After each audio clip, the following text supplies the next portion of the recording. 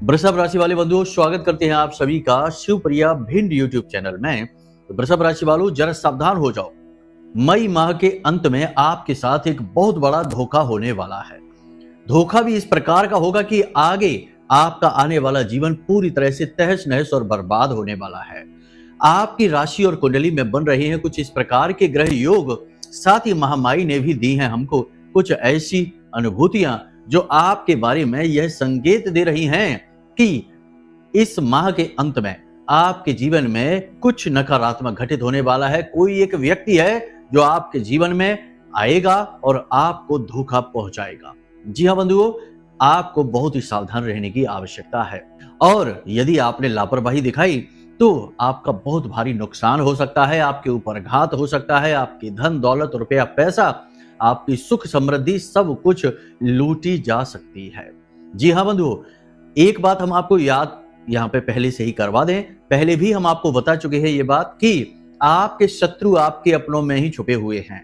आपको बाहर से आने वाले शत्रुओं से डरने की कोई आवश्यकता नहीं है, क्योंकि उनकी आपको जरूरत ही नहीं है। आपके अपनों में ही, आपके आसपास के लोगों में ही शत्रु आपके इतने खतरनाक हैं कि वे आपको मिटाने के लिए, आपको सड़क पर लाने के लिए सब कुछ करने को तैयार रहते हैं। अब जरूरत है आपकी सतर्कता की, आपकी जागरूकता की।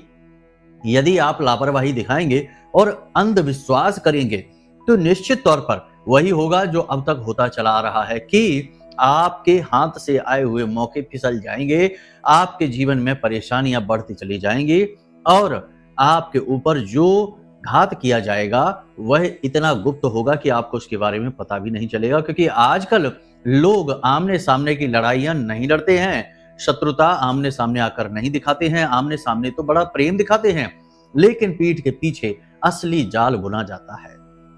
ऐसे में सावधानी और मार्गदर्शन दोनों की आवश्यकता रहती है तो जीवन सुखमय रहता है, वरना केवल यही सोचते सोचते जीवन गुजर जाता है कि आखिर हमने ऐसी कौन सी गलती की है जो हमारे जीवन में परेशानियां खत्म ही नहीं हो रही हैं।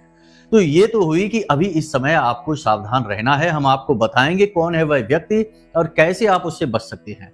इसी के साथ साथ हम आपको एक ऐसा महाशक्तिशाली उपाय, गुप्त तरीका बताएंगे जो स्वयं गोस्वामी तुलसीदास जी ने बताया है, हनुमान जी से संबंधित है।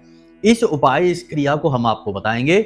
इसे आपको अपने ऊपर आजमाना है और इसको करने के बाद आपका खुद का ऑरा, या यूं कहें कि आपका ऊर्जा शरीर, आपका तेज इतना शक्तिशाली, इतना बलवान हो जाएगा कि आपका कोई भी शत्रु हो आपके सामने ठहर ही नहीं पाएगा, आपका कुछ बिगाड़ नहीं पाएगा। कह सकते हैं कि हनुमान जी की साक्षात स्पष्ट कृपा आपके ऊपर बरसनी प्रारंभ हो जाएगी। और एक बात है, इस उपाय को कोई भी व्यक्ति कर सकता है, स्त्री हो, पुरुष हो, बच्चे हो, बुजुर्ग हो, कोई भी व्यक्ति इस उपाय क्रिया को कर सकता है। इसमें कोई पाबंदी नहीं है, बस नियम है, उसका ध्यान रखना है।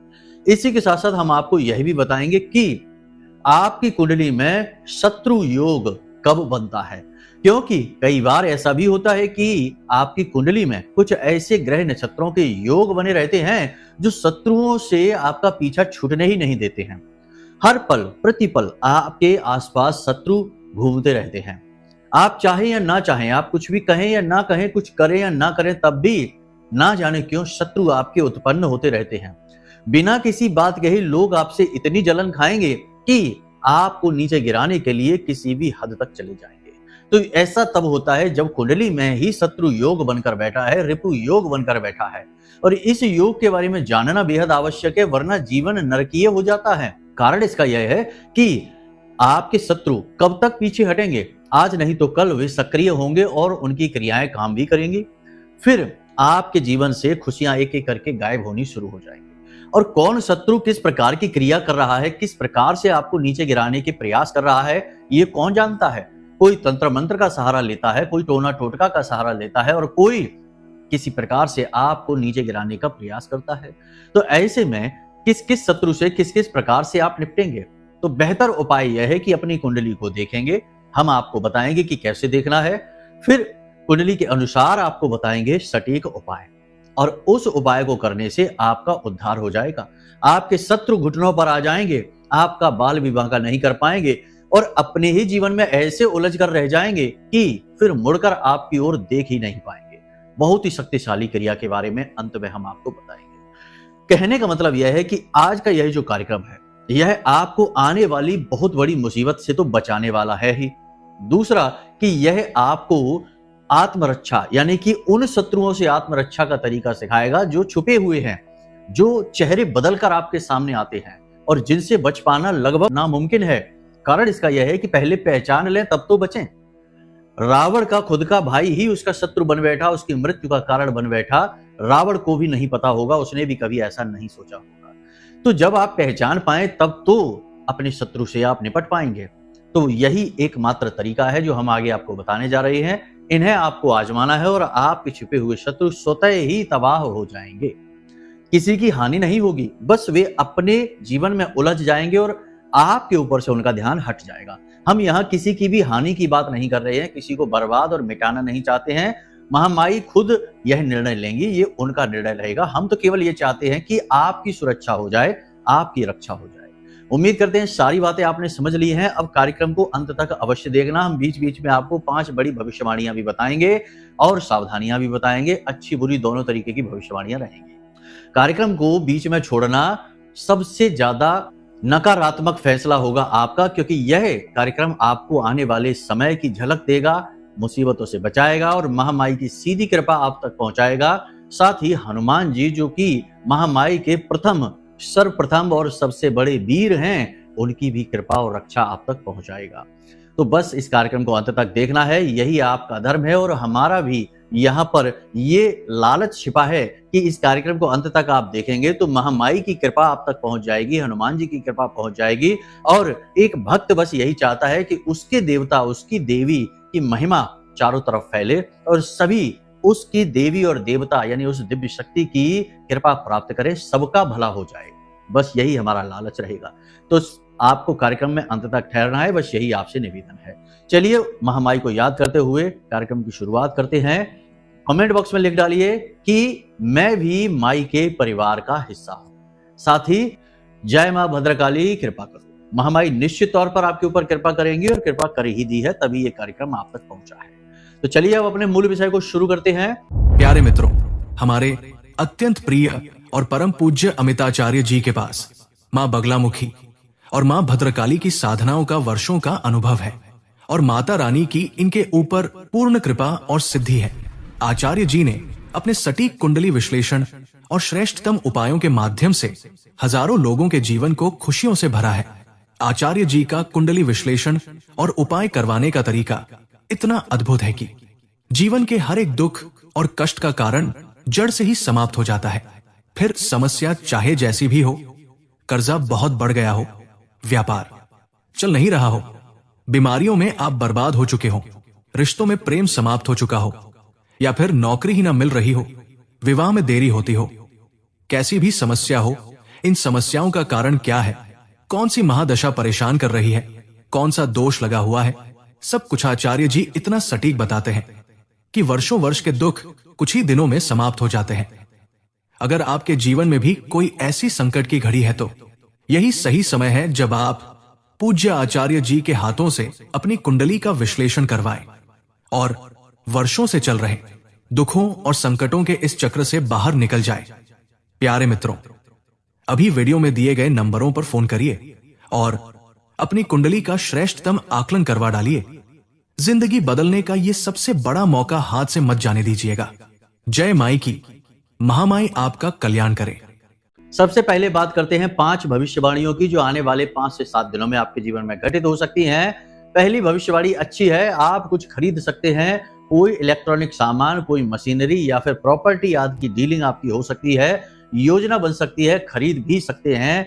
अच्छी खबर है, यह अच्छा योग है, इसका आपको लाभ मिलेगा। लेकिन दूसरा यह है कि आपका ही अपना कोई एक ऐसा व्यक्ति होगा जो आपको हानि पहुंचाना चाहेगा, आपके बारे में कुछ ऐसी बात बोलेगा जिसे सुनकर आपका दिल टूट जाएगा, आपका मन खराब हो जाएगा, आपको अच्छा नहीं लगेगा।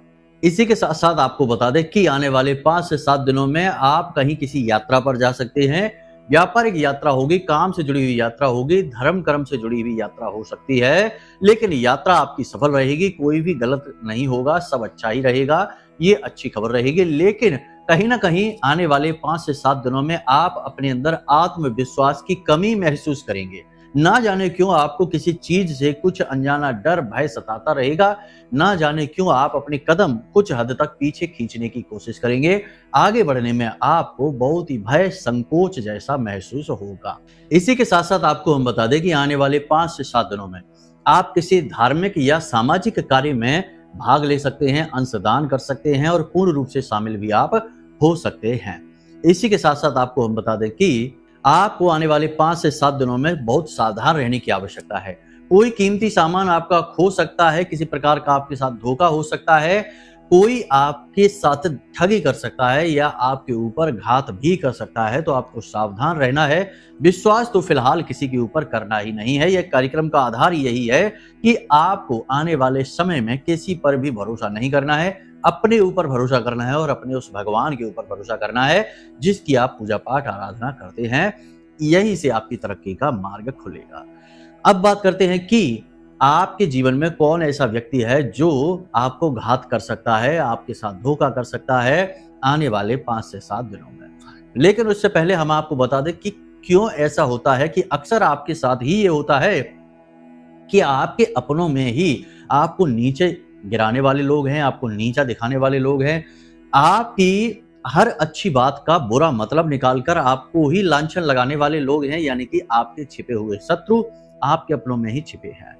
इसके लिए आपको अपनी कुंडली देखनी होगी। अपनी कुंडली को आप खोलकर देखिए, यदि आपके पास है, नहीं है तो कोई बात नहीं है। वीडियो में हमने मोबाइल नंबर दे रखे हैं, इन नंबरों पर फोन करिए और अपनी कुंडली बनवा लीजिए। हम आपको सारी बातें स्पष्ट तौर पर बता देंगे।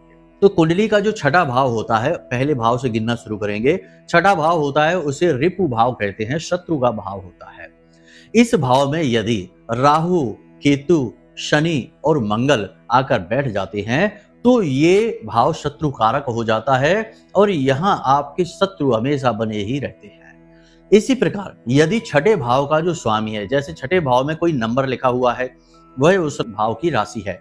मान लो कि 2 नंबर लिखा है तो फिर वृषभ राशि है और इसका स्वामी शुक्र हुआ। तो अब यदि आपकी कुंडली में शुक्र को आपको देखना है तो शुक्र के साथ यदि कोई पापी ग्रह बैठ गया, जैसे राहु बैठ गया, शनि बैठ गया, मंगल बैठ गया या केतु बैठ गया, तो आपके छुपे हुए शत्रु हमेशा बने रहेंगे। या फिर शुक्र के ऊपर किसी पापी ग्रह की दृष्टि पड़ जाती है, शुक्र नीच का हो जाता है, कमजोर हालत में हो जाता है या अस्त हो जाता है, तो आपके शत्रु बने रहते हैं, कभी पीछा नहीं छोड़ते हैं। इसे रिपु योग कहते हैं, शत्रु योग भी कहते हैं। आपकी कुंडली में यदि यह योग बन रहा है तो फिर दुनिया में आप चाहे कितना भी कुछ भी कर लेना। हाँ, देवी देवताओं की कृपा और उनकी साधना पूजा पाठ एक अलग बात है, लेकिन आप अपने स्वतः के प्रयासों से चाहे कुछ भी कर लेना, शत्रुओं से पीछा आपका नहीं छूटने वाला है। तो अब यहाँ पर आपने ये समझ लिया कि कैसे शत्रु योग बनता है। अपनी कुंडली को आप खुद देख लीजिए और समझने का प्रयास करिए। अब दूसरी एक जो शत्रु बनाने वाली स्थिति है वह यह भी होती है कि आपके कुछ खास ऐसे भाव, जैसे लग्न भाव है या दशम भाव है या चतुर्थ भाव है, इनमें कोई पापी ग्रह आकर बैठ जाता है, तब भी यह शत्रु योग जैसे ही संकेत दिखाता है, अपनों में ही शत्रु उत्पन्न करने लगता है।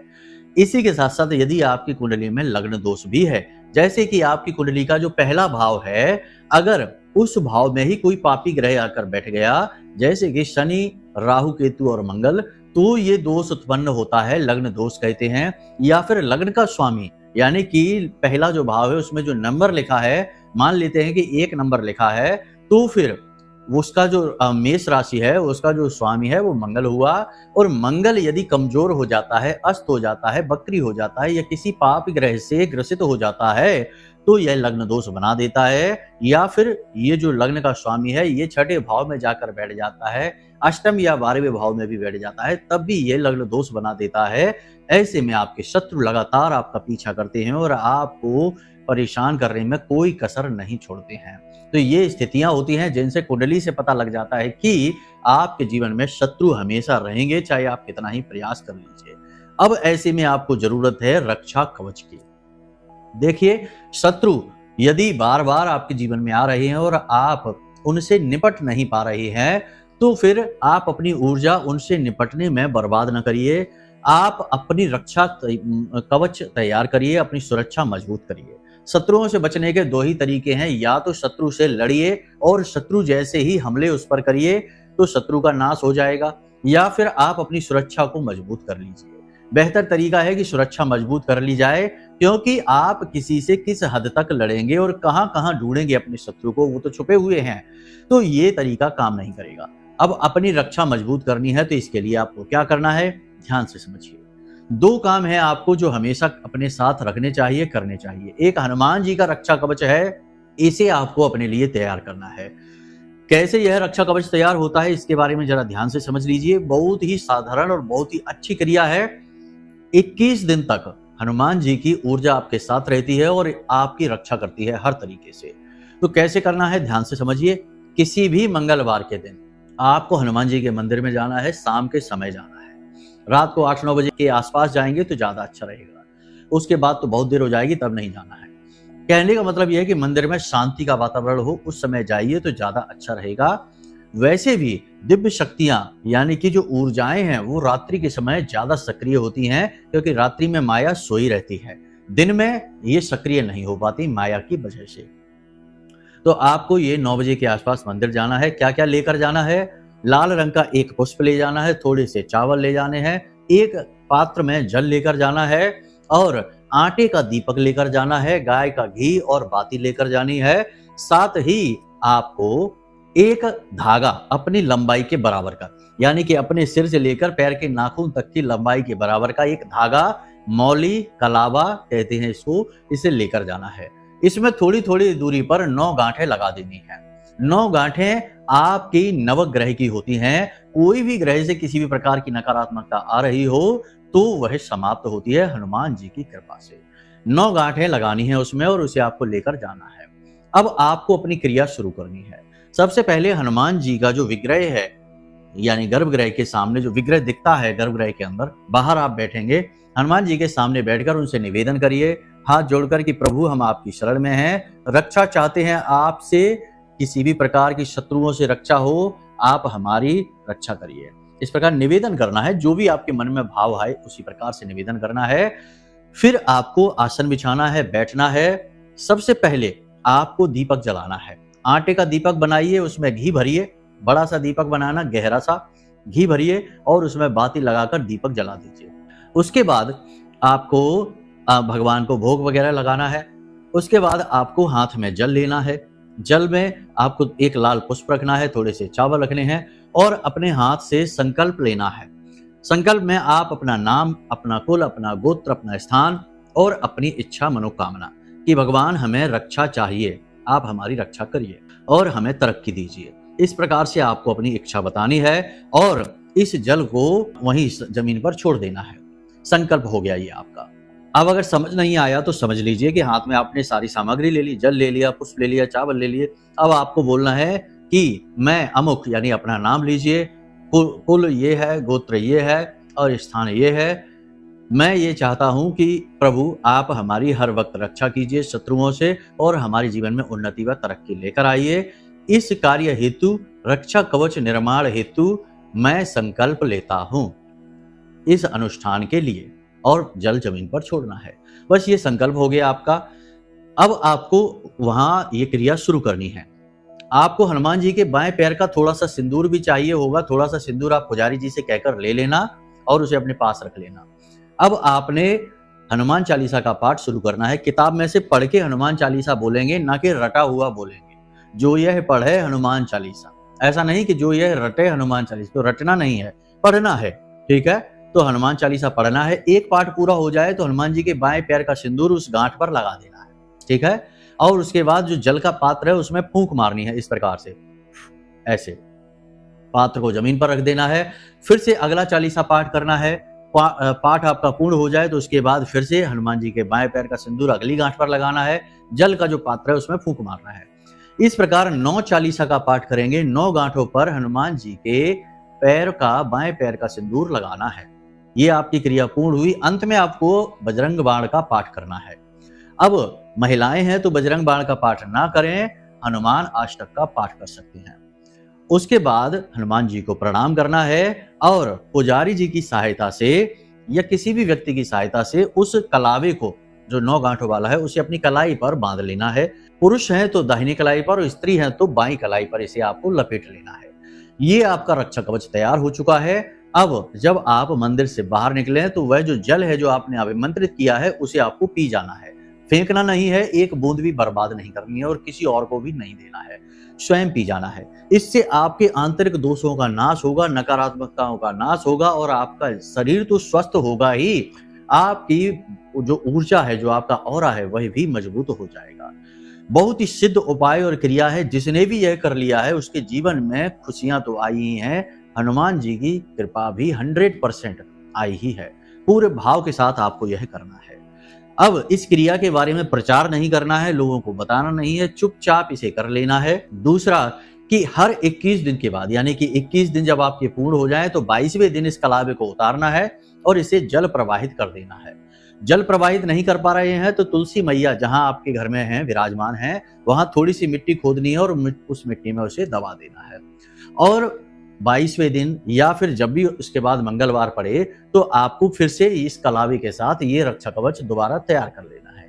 जब तक हनुमान जी की कृपा आपको चाहिए, इस कवच को तैयार करते रहिए। बहुत ही सिद्ध क्रिया है और आजीवन चलने वाली है। आपके घर में यदि सूतक या पातक हो जाता है या आप कहीं किसी की शव यात्रा वगैरह में चले जाते हैं, किसी नकारात्मक वातावरण में फंस जाते हैं तो यह कवच दूषित हो जाता है, फिर इसे उतारना होगा, दूसरा कवच बनाना होगा। इन बातों का आपको ख्याल रखना है। बाकी हनुमान जी फिर आपकी रक्षा करेंगे और शत्रुओं का नाश हो ही जाएगा। इसी के साथ साथ महामाई मां बगलामुखी की कृपा और आशीर्वाद भी आपको चाहिए तो आपका शत्रु नाश तो होगा ही होगा, क्योंकि मां बगलामुखी है ही शत्रु स्तंभन कारणीम, योगिनी कोटि संहिताम, ईता हारूपि चंचलाम, कमलाम परमाम वंदे पर ब्रह्म स्वरूपिणी। तो मां बगलामुखी तो हैं ही जो सबकी रक्षा करती हैं, आपकी भी करेंगी ही। यदि आपको मां बगलामुखी की पूजा सामग्री चाहिए और अधिक जानकारी चाहिए तो आप वीडियो में दिए गए नंबरों पर व्हाट्सएप पर संपर्क करें। आपको यहां से पूरी माई की सामग्री भेज दी जाएगी, जिसमें माई का चालीसा, मां का रक्षा कवच और आरती, साथ ही माई की विग्रह की असली तस्वीर भी भेजी जाएगी। बस आप इनका प्रयोग करें, उनकी विधि भी बताई जाएगी, सारी चीजें आपको स्पष्ट तौर पर समझा दी जाएंगी। माई की स्थापना अपने घर में कर लीजिए। माई की कृपा से आपका जितना भी दुख, दर्द, तकलीफ है सब समाप्त होगा और माई का प्रेम आशीर्वाद आपके ऊपर बरसना शुरू हो जाएगा। तो इसके लिए आप संपर्क कर सकते हैं। अब यदि कोई मन में प्रश्न उठे या कुंडली का विश्लेषण कराना हो तो वीडियो में दिए गए नंबरों पर फोन करिए, हम आपकी कुंडली का विश्लेषण कर देंगे। आपकी कुंडली में मौजूद योग, युतियां, दोष, गुण, सारी चीजें स्पष्ट तौर पर आपको बताएंगे और दोषों के अनुसार सटीक उपाय भी आपको दे देंगे, जिससे कि आपके जीवन में आ रही तकलीफों का नाश हो जाएगा और जीवन आपका बदलेगा। तो बस केवल इतना ही करना है कि महामाई पर अपनी आस्था और विश्वास बनाकर रखनी है, प्रभु को धन्यवाद देना है और हो सके तो प्रतिदिन मंदिर हो आइए, क्योंकि आपका उद्धार तो महामाई की कृपा से ही होगा, प्रभु की कृपा से ही होगा। तो प्रेम से बोलिए जय माई की। हमारे प्रिय और परम पूज्य आचार्य जी ने अपनी साधनाओं के अनुभवों पर आधारित शक्तिशाली उपाय और क्रियाओं के माध्यम से हजारों लोगों के जीवन को पूरी तरह से बदला है। आचार्य जी के द्वारा बताया गया हर एक उपाय इतना सटीक और कारगर होता है कि जो भी इसे पूरे भाव के साथ कर लेता है उसे साक्षात महामाई की कृपा और आशीर्वाद प्राप्त हो जाती है। इसलिए निसंकोच इन उपायों को पूरे भाव के साथ करिए, आपका कल्याण होगा। जय माई की।